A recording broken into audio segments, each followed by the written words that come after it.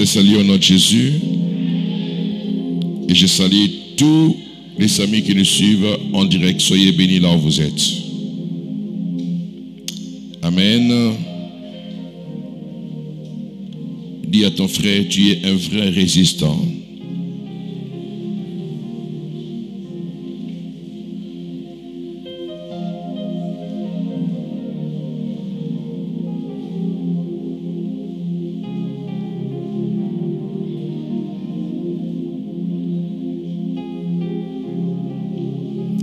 Alors, bien-aimés, nous allons prendre la parole de Dieu dans le livre d'Exode, chapitre 4.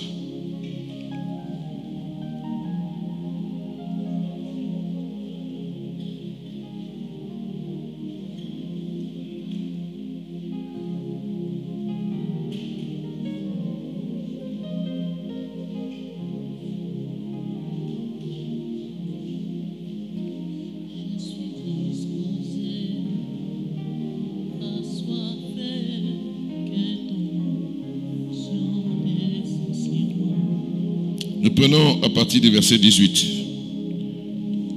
Régie, vous corrigez, c'est à partir du verset 18. Moïse s'en alla et de retour auprès de Jéthro, son beau-père, il lui dit: laisse-moi, je t'ai pris à aller rejoindre mes frères qui sont en Égypte, afin que je voie s'ils sont encore vivants. Jéthro dit à Moïse: va en paix. L'Éternel dit à Moïse en Madian: va, retourne en Égypte, car tous ceux qui en voulaient à ta vie sont morts. Moïse prit sa femme et ses fils, les fit monter sur des ânes, retourna dans le pays d'Égypte. Il prit dans sa main la verge de l'Éternel, la verge de Dieu. L'Éternel dit à Moïse, en partant pour retourner en Égypte: vois, tous les prodiges que je mets en ta main, tu les feras devant Pharaon. Et moi j'endurcirai son cœur, et il ne laissera point aller le peuple. Tu diras à Pharaon: ainsi parle l'Éternel d'Israël. Israël est mon fils, mon premier-né. Je te dis, laissez aller mon fils, pour qu'il me serve. Si tu refuses de le laisser aller, voici je ferai périr ton fils, ton premier-né. Parole du Seigneur. 3 fois nous disons Amen. Acclamons la parole.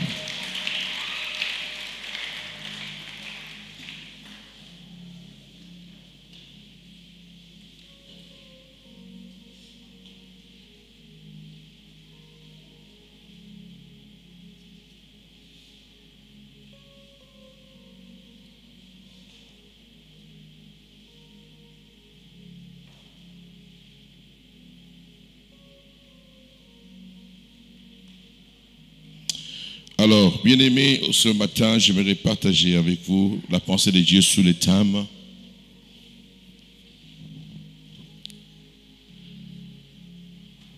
Appuie-toi sur la parole pour vaincre ton adversaire. » Amen. Appuie-toi sur la parole pour vaincre ton adversaire. Bien-aimés, ce que tu dois savoir, Dieu parle. Et il nous parle à tout moment et il parle toujours. Par sa parole, Dieu nous révèle sa volonté. Par sa parole, Dieu nous révèle sa pensée. Par sa parole, Dieu nous révèle les projets qu'il a pour nos vies.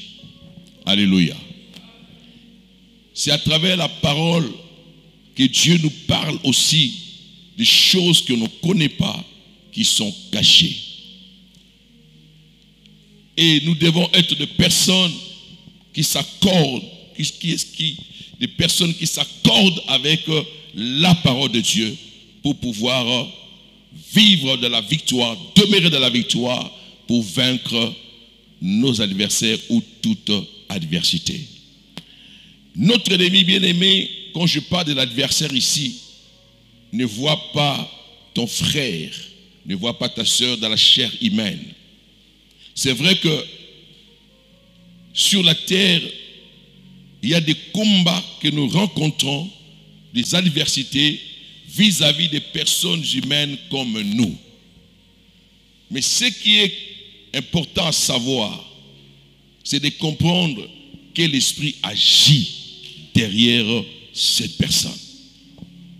Si tu n'arrives pas à discerner, à comprendre que l'Esprit qui agit derrière cette personne qui te combat physiquement, ouvertement, ou même spirituellement, même par la sorcellerie ou la magie, l'occultisme ou le fétiche, tu ne sauras pas, bien aimé, vaincre cet adversaire.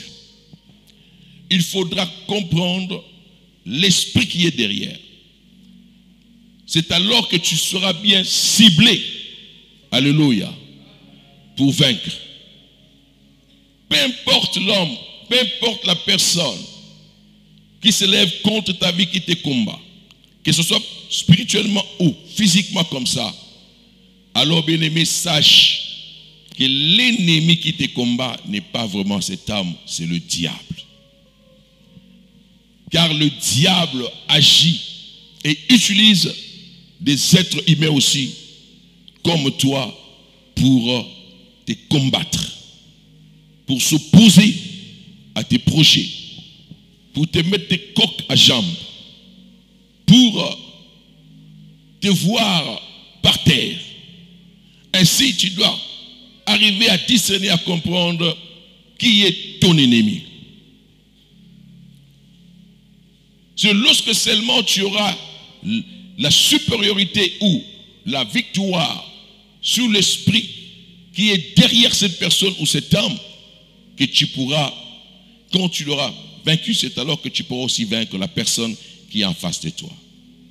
Parce que la force qu'il utilise, l'esprit qu'il utilise, ne vient pas de lui, c'est l'esprit du diable. Alléluia. Ainsi, tu dois t'harmoniser, tu dois t'accorder avec la parole de Dieu pour pouvoir comprendre ces choses. Car les choses cachées, on ne peut les comprendre que si Dieu nous les révèle. Nous sommes ici dans un temps où Israël était en esclavage en Égypte. Il y a eu un moment où le peuple a commencé à crier vers Dieu à cause de la souffrance, à cause de ce qu'ils enduraient. Comme Dieu n'est pas indifférent aux cris de son peuple et qu'il a les regards fixés sur eux, alors Dieu va vouloir intervenir. La situation qu'Israël vivait, Dieu l'avait prédit. Alléluia. Parce que Dieu avait dit à Abraham, ta postérité habitera ici et il sera maté par une nation. Mais moi, je le délivrerai de cette nation et je châtierai cette nation. Quelques années, ils seront là. Alléluia. Et c'est ce qui était fait. Israël s'est retrouvé sous la domination des Égyptiens. Et le roi Pharaon leur faisait faire des travaux durs, des travaux forcés. Et vous connaissez l'histoire. Un peuple à qui on a promis la prospérité. Parce que Dieu avait dit à Abraham, je te bénirai. Et ta postérité aussi sera bénie. Alléluia. Et il dominera sur les portes de ses ennemis. Mais curieusement, la postérité dont la parole était sortie, pour laquelle plutôt la parole était sortie à sa faveur de la bouche de Dieu, envers Abraham qui était le père, cette postérité va se retrouver en esclavage en Égypte. Mais cela n'était que pour un temps parce que Dieu l'avait dit. Ils seront matés plus de 400 ans. Mais moi je châtierai cette nation. Ce qui est important, bien-aimé, c'est de comprendre et de savoir que tu as une parole de la part de Dieu. Cette parole se diversifie. Alléluia. Ça peut être une promesse, comme Dieu avait fait à Abraham la promesse. Et toi aussi, tu peux avoir une promesse. Mais curieusement, le moment que tu es en train de passer ou de traverser est difficile et compliqué. Tu peux te poser la question, mais qu'est-ce qui arrive? Parce que Dieu a parlé. Dieu a dit. Mais pourquoi je suis en train de vivre cette situation? Dieu peut te promettre. Mais dans cette promesse, Dieu n'a pas exclu des embûches. Dieu n'a pas exclu des combats. Dieu n'a pas exclu des épreuves. Mais Dieu a parlé, tout en sachant que dans ton parcours, il y aura des embûches, il y aura des épreuves, il y aura des combats. Mais comme il a parlé, ce qu'il a dit, c'est ce qui va s'accomplir. Donc toi, tu dois apprendre à te lier, à compter sur la parole de Dieu. Alléluia. Tout en sachant que ce que Dieu a dit, c'est ce qui va arriver. Peu importe ce que je vois maintenant, peu importe ce que je traverse, mais Dieu a parlé. Il n'est pas un homme pour se mentir, ni le fils de l'homme pour se repentir. Et la Bible dit, celui qui nous promet, il a aussi la puissance d'accomplir ce qu'il a promis. Et la Bible dit encore, il est l'Éternel Dieu qui est derrière sa parole pour l'accomplir. Donc quand Dieu parle, il est là, il marche avec sa parole, il accompagne sa parole pour l'accomplir. Alléluia. C'est toi qui peux voir les obstacles. C'est toi qui peux voir des réalités qui te compliquent alors que tu as la promesse. Mais Dieu ne voit pas tout ça parce qu'il sait qu'il est au-dessus de ça et que rien ne peut changer sa volonté et rien ne peut arrêter sa parole. La parole de Dieu est puissante. C'est avec la parole que Dieu a créé tout ce que nous voyons. Alors nous devons avoir confiance que lorsque Dieu parle, ce qu'il a déclaré par sa parole va arriver, va s'accomplir. Mon intérêt à moi ou ton intérêt à toi, c'est de pouvoir s'appuyer sur cette parole. S'appuyer sur la parole veut dire faire confiance à ce que Dieu a dit. S'appuyer sur la parole, c'est dire, c'est croire à ce que Dieu a dit. S'appuyer sur la parole, c'est avoir l'assurance que ce que Dieu a dit va se réaliser. Ça, c'est ce qui manque dans la vie de beaucoup de chrétiens, de beaucoup de croyants. Ils ont Christ, ils ont Dieu, ils ont la promesse. Mais lorsqu'ils voient des situations, ils changent de langage. Non, bien-aimé, tu ne dois pas changer de langage. Tu dois marcher avec le langage de la parole.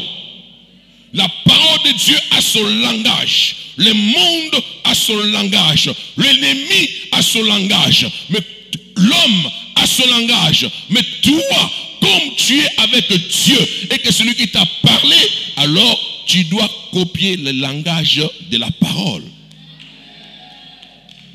Tu dois vivre avec le langage de la parole. Alléluia. Qu'est-ce que la parole dit? Quel est le langage de la parole? C'est ce que moi, je vais exprimer, pas le contraire. Et quand tu auras à exprimer cela, tu verras le résultat de cette parole ou de la puissance de la parole que Dieu a mis en œuvre à ta faveur pour t'accompagner. Alléluia. Et ici, Dieu, le temps était arrivé où il dit à Moïse, maintenant je vais t'envoyer. Tu dois libérer mon peuple. Moïse qui avait fui Égypte parce qu'il avait tué un des Égyptiens, sachant qu'il était recherché, alors il a pris la fuite. Mais c'est là où Dieu le renvoie. Après avoir rencontré Dieu dans la buisson ardente. La Bible dit, là Moïse passa un test. Parce qu'il s'est posé la question, mais comment je vais rentrer là-bas? Qui suis-je moi pour rentrer devant Pharaon? Parce que Moïse connaissait Pharaon, il a grandi dans la maison de Pharaon. Il connaissait la puissance de Pharaon. Bien qu'il était hébreu, mais il savait que cet homme est puissant. Et il voyait comment les magiciens de Pharaon opéraient. Alors il s'est dit, moi Moïse, comment je peux rentrer devant Pharaon? Alléluia. Mais Moïse, ce qu'il ignorait, qu'il pensait que Dieu allait le faire retourner seul, tel qu'il est là, Moïse, né Moïse, grandi Moïse, à cet âge-là, lui qui a fui, Dieu va le faire retourner là-bas sans rien. Non. Dieu était conscient, il savait qu'il y avait, c'était un monde maléfique, un monde de ténèbres, et que Pharaon avait son pouvoir. Alors, lorsque Dieu demandait à Moïse de retourner, c'est parce qu'il savait qu'il avait quelque chose à lui donner. Alléluia. Et la Bible dit, Dieu va dire à Moïse, tu as quoi entre les mains? Verge. Jette. Jette. Ça se transforme en serpent. Et il dit, tiens ça, par la queue. Il a tenu par la queue, ça redevenu la verge. Alléluia. Et il dit, mets la main dans ton truc, dans ton sein, il met la main, ça sort, c'était couvert de lèpre. Il dit, retourne encore, remets ta main, il remet, il la lèvre est partie. Donc Dieu voulait faire voir à Moïse que non, là, tu vas aller maintenant avec ma puissance. Alléluia. Parce que tu poses la question, avec quoi et comment pourrais-je me présenter devant Pharaon? C'est avec ma puissance. C'est à mon nom. Car tu vas dire à ce peuple, le Dieu de vos pères, c'est lui qui m'a envoyé. Le Dieu d'Abraham, d'Isaac et de Jacob. Et il dit, mon nom, c'est je suis. Le Dieu qui est présent d'éternité en éternité. Hier, je suis. Aujourd'hui, je suis. Demain, je suis. Cela veut dire que je suis Dieu et je suis. Et je serai là toujours. Alléluia. C'est ainsi que Moïse est parti. Encouragé avec la verge qu'il avait, Moïse est parti. Et il est allé voir Jéthro, son beau-père, pour lui dire au revoir et lui permettre de pouvoir rentrer en Égypte. Bien-aimé, lorsqu'il a vécu avec son père, écoute ce que l'Éternel Dieu lui dit.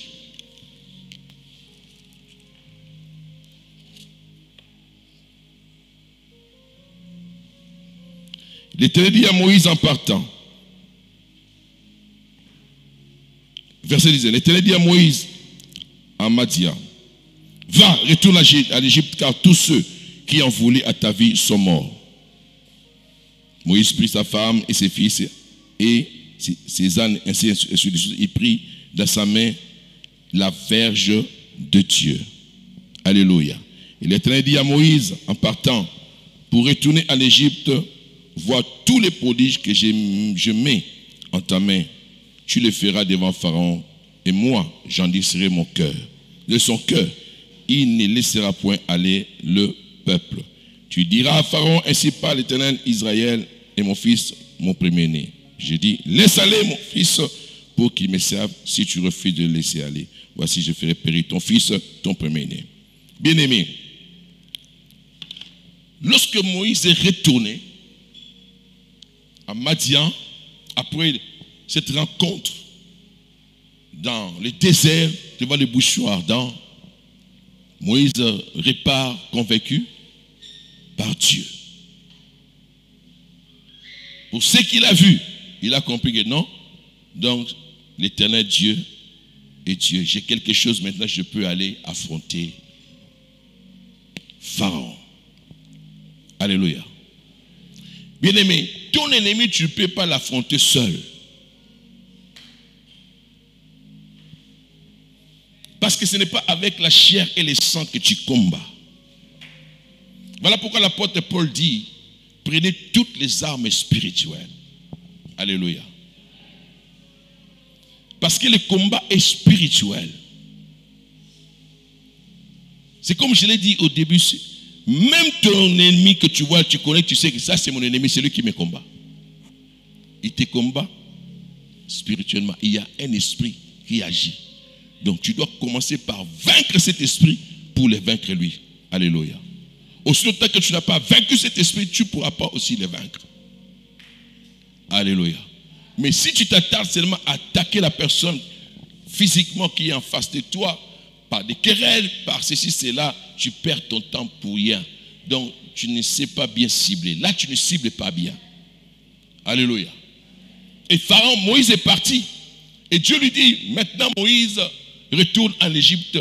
Tous ceux qui en voulaient à ta vie sont morts. Alléluia. Waouh. Tous ceux qui voulaient à ta vie sont morts. Vous comprenez que, bien aimé, j'ai dit s'appuyer sur la parole. C'est alors que tu comprendras, tu sauras ce que tu ignorais, Dieu peut te le révéler par sa parole. Par la parole, Dieu peut te révéler ce qui est caché. La Bible dit, invoquez-moi, je te répondrai. Et je t'ai montré des choses cachées, des choses que tu ne connaissais pas. Et Moïse ne savait même pas que non, ceux qui en voulaient à son mort, à sa vie, sont tous morts. Et Dieu l'exhorte pour dire, tu peux retourner maintenant parce que ceux qui voulaient à ta vie sont morts. Mais ce qui était important, c'est quoi? Moïse a pris la verge que l'Éternel, sa verge,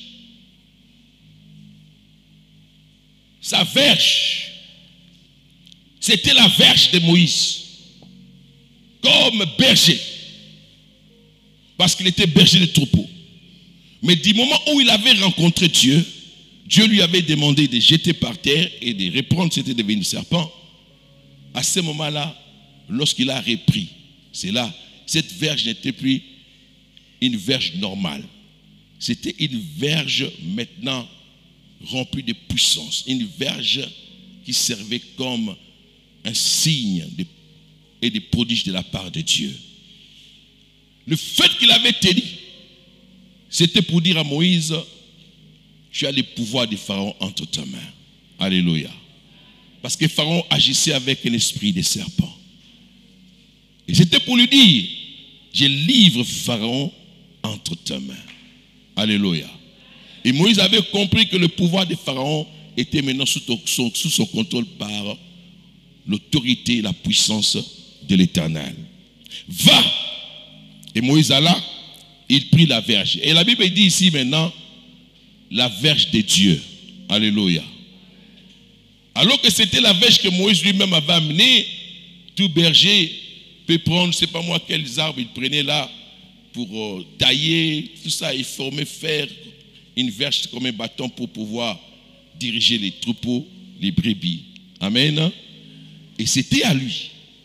Mais du moment où il a fait la rencontre avec Dieu et que Dieu a mis son signe, sa puissance, la Bible dit maintenant ici la verge de Dieu.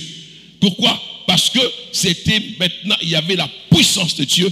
Ce n'était plus comme c'était avant lorsqu'il avait rencontré Dieu.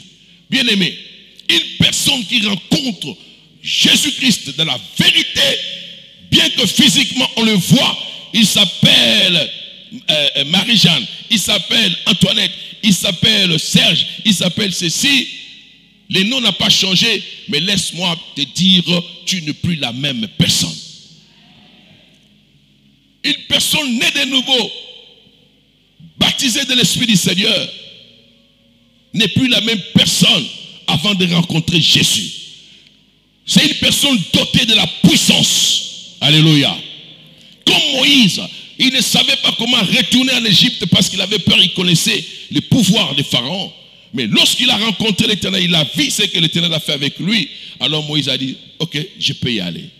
Bien aimé, pourquoi? Parce qu'il savait pas, il savait qu'il n'était plus le même Moïse. Je parle à quelqu'un. As-tu reçu Jésus dans ta vie? Le Saint-Esprit habite en toi. Est-ce que tu as la puissance du feu du Saint-Esprit dans ta vie? Laisse-moi te rassurer que tu n'es plus la même personne. Et si tu continues à craindre des puissances, des forces qui sont dans ta famille, c'est que tu n'as pas été transformé par le Saint-Esprit. Une personne transformée par le Saint-Esprit, en qui habite Jésus, je te dis, n'a plus peur de ce qui lui faisait peur autrefois. Je parle à quelqu'un ce matin. Tu ne peux plus avoir peur de ce qui te faisait peur autrefois. Après avoir rencontré Jésus, tu dois te voir supérieur à toute adversité dans ta vie. Tu dois te considérer supérieur à la puissance des ténèbres, aux sorciers de ta famille. Tu dois te considérer supérieur à tous ceux-là qui pratiquent l'occultisme. Parce que tu n'es plus la même personne. Car celui qui vit en toi est plus grand que celui qui est dans le monde.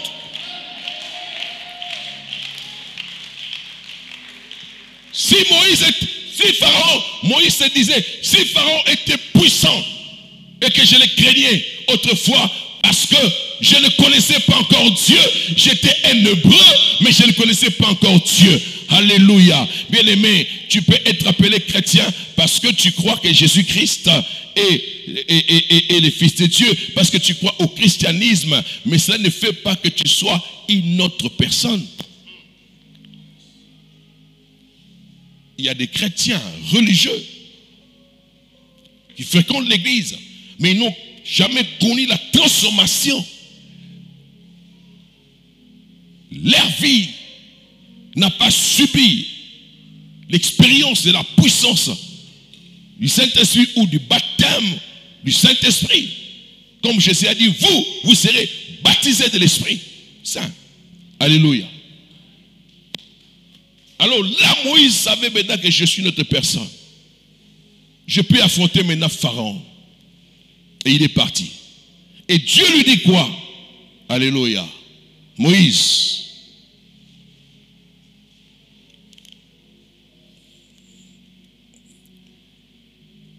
vois tous les prodiges que je mets en ta main. Tu le feras devant Pharaon. Et moi j'endurcirai son cœur et il ne laissera point aller le peuple. Tu lui diras, ainsi par l'Éternel, laissez aller le peuple de Dieu pour le servir. Alléluia. Si tu ne le fais pas, je ferai périr ton fils, ton premier-né. Dieu dit à Moïse cette parole pour encore le rassurer parce qu'il était déjà prêt à partir. Après avoir fait l'expérience dans les déserts, il dit, vois tous les prodiges que j'ai mis entre tes mains. Alléluia. Moïse devait voir ça comment? Dieu savait qu'il avait mis à Moïse les prodiges. Ce qu'il devait réaliser comme signe en Égypte. Parce que Dieu lui-même avait projet d'endurcir le cœur de Pharaon pour faire valoir sa grandeur, sa puissance. Et que tous les Égyptiens qui pensaient que Pharaon était pour eux comme un Dieu, mais qu'ils réalisent qu'il y a un Dieu au ciel qui a utilisé Moïse, qu'ils ont connu et qu'ils voient la différence. Alléluia. Parce que Dieu avait dit que tous les Égyptiens sauront et ils verront la différence entre l'Égypte et Israël. Et la personne qui devait amener cette différence, c'était Moïse. Bien-aimé, Dieu veut que tu sois la personne qui doit amener la différence dans ta famille. Parce que tu as quelque chose avec toi. Il dit à Moïse, vois les prodiges. Alléluia. Cela veut dire quoi? Crois à ces prodiges que tu as. Vois les prodiges que j'ai mis entre tes mains. Considère que cela est vrai.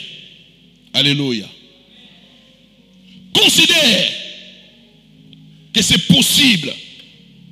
Ça peut se réaliser. Alléluia. Et c'est comme ça que, bien aimé, tu dois vivre ta vie en face de ton adversaire. Tu dois t'appuyer sur la parole. Et à la suite, vous verrez lorsque Moïse va apparaître devant Pharaon, il va lui dire, l'Éternel Dieu m'envoie vers toi. Et il m'a dit de te dire de laisser aller son peuple pour le servir. Moïse s'est appuyé sur ce que Dieu lui a dit. va diluer. Mais toi, considère que tu as des prodiges. Et parce qu'on ne peut pas lire toute l'histoire, vous allez lire la suite et tout ça. Israël était frappé des 10 plaies. À chaque fois, excusez-moi, Égypte était frappée des 10 plaies. À chaque fois que Pharaon résistait, Moïse utilisait le signe. Il utilisait les prodiges qu'il avait. Les pouvoirs qu'il avait. Bien-aimé, appuie-toi sur la parole. La promesse que tu as de Dieu pour vaincre ton adversaire. Et Moïse s'est appuyé sur la promesse qu'il avait de libérer Israël, d'amener Israël hors de l'Égypte, tout en sachant qu'il avait des prodiges avec lui. Tu as le nom de Jésus, qui est le pouvoir que Dieu t'a donné. Car la Bible dit, vous marcherez sur les serpents, les scorpions et toute puissance des ténèbres au nom de Jésus. Parce que je vous ai donné le pouvoir. Bien-aimé, considère le pouvoir que tu as. Crois au pouvoir que tu as. Réalise que c'est la vérité que tu en as et ce pouvoir agit. Et si Moïse n'avait pas cru, il n'aurait pas vu ce qu'il a vécu. Mais comme il avait cru, Moïse est parti. Et à chaque fois que Pharaon résistait, Moïse utilisait les bâtons, la verge. Et il y avait un signe. 10 plaies. Alléluia. Jusqu'à ce que Pharaon a cédé et il a laissé aller le peuple. Bien-aimé, ton adversaire doit céder les territoires. Et ce n'est pas un ange qui viendra faire céder à ton adversaire le territoire. C'est toi. Quel territoire que ton ennemi occupe? Quel territoire de ta vie est occupé? Ça doit être libéré. Et c'est toi qui dois résister. Car la Bible dit, résistez au diable et il fera l'un de vous. Et Moïse a résisté à Pharaon. Pharaon t'a dit, non, je ne peux pas laisser. Si je laisse partir, maintenant qui vont me servir ici? Et Moïse résistait. Pharaon cédait. Petit à petit. Jusqu'à ce qu'il y ait eu la prise de finition. Alléluia. Son premier-né, son fils a été frappé. C'est là où Pharaon dit, ça, il faut que je laisse. Alléluia. Tu as un pouvoir qui peut mettre ton ennemi KO, ton adversaire KO. Mais tu dois t'appuyer sur la parole et savoir qu'est-ce que tu as comme parole. Quelle parole tu as? Quelle promesse tu as? Utilise ça. Appuie-toi sur ça. Et reconnais que tu as un pouvoir. C'est le nom de Jésus. Va avec. Affronte ton ennemi. Tu ne peux pas rester là à observer, à attendre. Tu attends quoi? Tu dois agir. On agit avec la parole au nom de Jésus. Agis avec la promesse que tu as. L'Éternel Dieu, tu as dit, la parole de Dieu a déclaré pour moi ceci, cela. Jésus lui-même s'est appuyé sur la parole pour vaincre le diable 3 fois devant ses tentations. Il s'est appuyé sur la parole. Appuie-toi sur la parole et tu vaincras ton adversaire. La victoire t'appartient. Dieu t'a créé pour vaincre. Et tu vis dans la victoire et tu dois expérimenter cette victoire. Car Christ a déjà combattu pour toi. Et la Bible dit dans toutes ces choses, tu es plus que vainqueur. Donc Dieu t'a déjà... Oh my God. Dites Amen.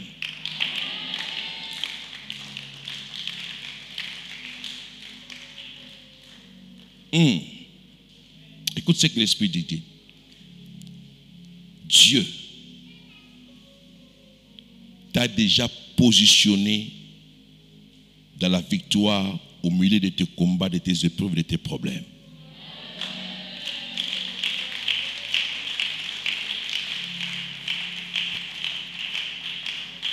Dieu t'a déjà positionné dans la victoire au milieu de ta maladie. Voilà pourquoi l'apôtre Paul a compris cette révélation. Il dit,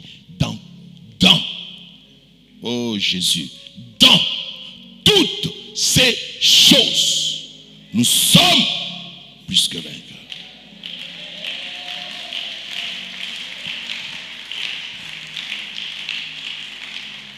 Nous ne serons pas.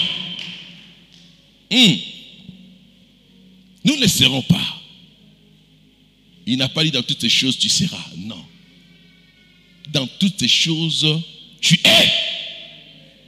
Donc tu as déjà une position victorieuse. C'est à toi de t'imposer maintenant et de te poser. Tu t'imposes comme étant fils de Dieu, enfant de Dieu, qui a la promesse, celui qui est sauvé, qui a droit, qui est héritier, qui reconnaît que la chose t'appartient, l'argent t'appartient, la bonne santé t'appartient, le mariage t'appartient, le voyage t'appartient, le bien de ce monde t'appartient. Tu te positionnes en t'imposant dans cette manière-là.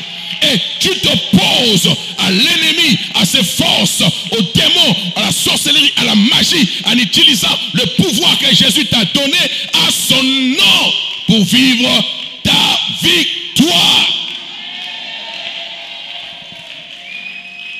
Que Dieu bénisse sa parole.